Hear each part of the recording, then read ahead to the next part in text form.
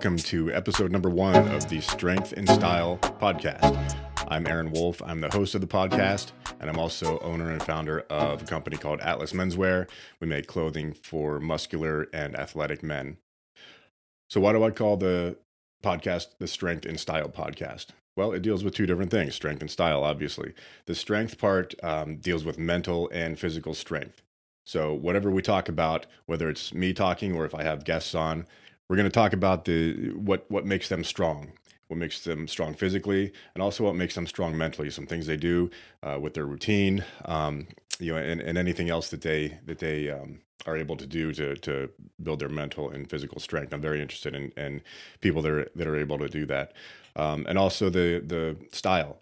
Style deals with lifestyle. It can be anything personal, business related. And actually the physical appearance too. Athletes have a certain physical appearance, whether it's power lifter has a certain physical appearance, bodybuilder, football players, depending on what position and different things, and the clothing too.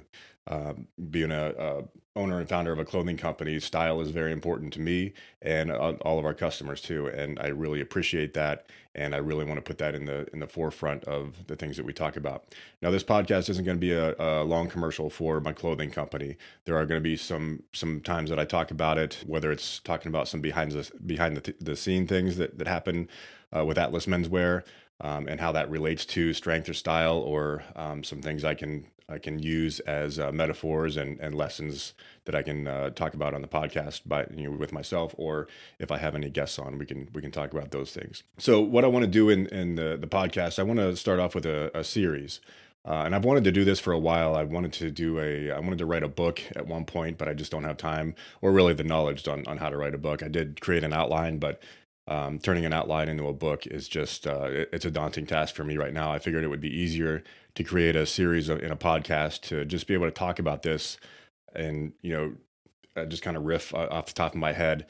The series is about the lessons that you learn in a sport, no matter what sport it is. There's always lessons to be learned, and how those lessons relate to every other area and every other aspect in your life. A little bit of background on me. I started in martial arts, Taekwondo, when I was 6 years old. And I learned at a young age the value of a hard work ethic, the value of keeping yourself in shape. As I got older, I competed very heavily in Taekwondo. I wrestled in high school, did a lot of combat sports, one-on-one. Wrestling is considered a team sport, but it's really you and the other guy on the mat. It comes down to you. There's nobody else to blame for any mistakes that you make. And the same with Taekwondo. And that's one of the things that really drew me to those sports and made me love them. There's a lot of pain involved. There's a lot of training and blood, sweat, and tears. But at the end of the day, it's just you facing off with the other guy, and the best man wins. And I really love that. While I was in these sports, my coaches and my Taekwondo instructors would always refer to hard lessons learned, or that that's a lesson you can remember and use it later. They would say things like that. And when I was younger, I remember hearing it, but I didn't really understand what exactly they were talking about. And I think that some people, unfortunately, when they go into a sport, they live the rest of their lives and they really don't connect the lessons that they learned in a sport with other areas of their life. And I think that's very, very unfortunate if that ever happens. I know some people do make those connections. When I was younger, obviously I didn't, but as I got older, had a family, had a more of a professional career, I started noticing that a lot of the things that happened in other areas of my life, I had already learned about in Taekwondo or wrestling or any of the other sports that I do. So I wanted to make a series of all the things that I've noticed that were lessons that I learned in athletics, and how I was able to recognize them and apply them in other areas of my life, and how it was beneficial for me, and how the things that I learned in the sport were able to have better equipped me to deal with those things in the rest of my life. The first one that I wanted to talk about is dealing with setbacks. Now, I have a whole list of sports lessons that I've learned and able to apply them to my life. But I picked this one today because of some things that are happening to me in my life, specifically an injury that I'm dealing with. Just a little bit of background: about 5 weeks ago now, I injured my neck. Went to a chiropractor, had some work done with him, and it just didn't get any better. I was experiencing a lot of weakness in my right arm, constant pins and needles feeling in my right arm. It's like when you go to sleep on your arm weird, and you wake up and it's half asleep. It kind of flops around a little bit, got the pins and needles and that tingling feeling. That's the way my arm feels 100% of the time, all day. Stabbing pain in the back of my neck. So obviously, I had to step out of the gym, and it's been it was every bit of a month out of the gym, just trying to rest that and recover.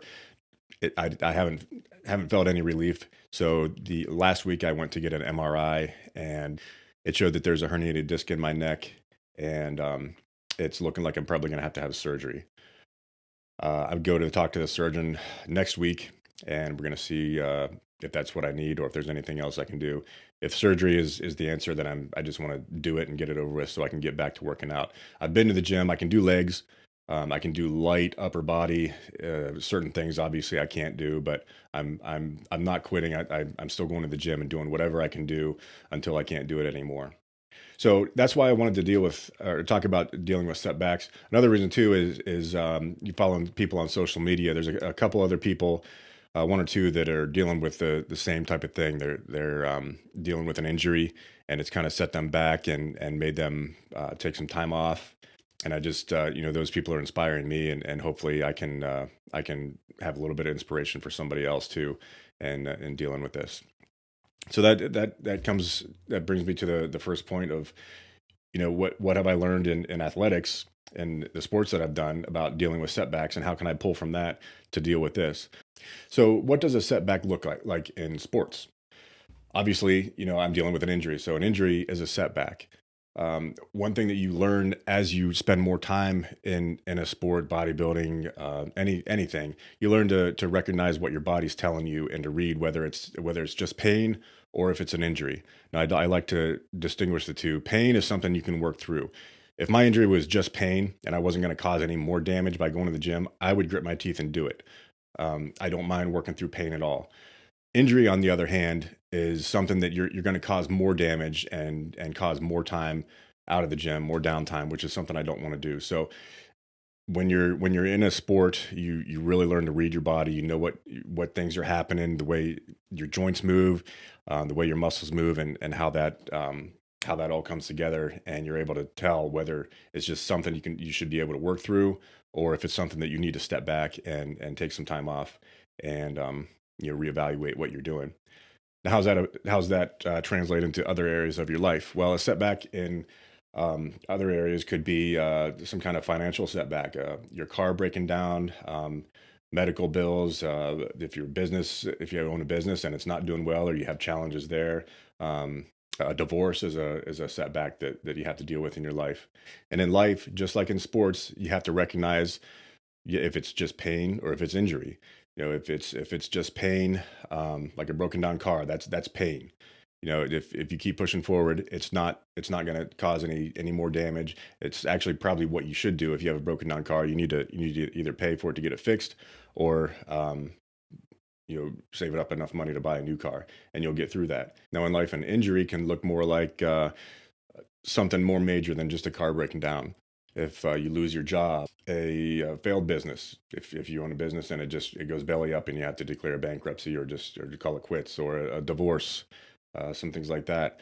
Those type of things, just like an injury, require you to step back, take some time, evaluate what you've been doing, and really see if anything that you've been doing is the cause of some of those things. In the weight room, if you tear a muscle, or mess up one of your joints, it could be because something that you're doing. And that's, some people get offended, or it's scary to them when you tell them something's their fault. But to me, and I'll have another episode on this too, about ownership. If something is your fault, that's great. That means you can fix it. So I always look to see what am I doing to cause whatever problem I'm having. and then I'm able to change that. If I just sit back and say it's somebody else's fault all the time, then there's nothing I can do to fix it. I can't change somebody else. Everything is my fault.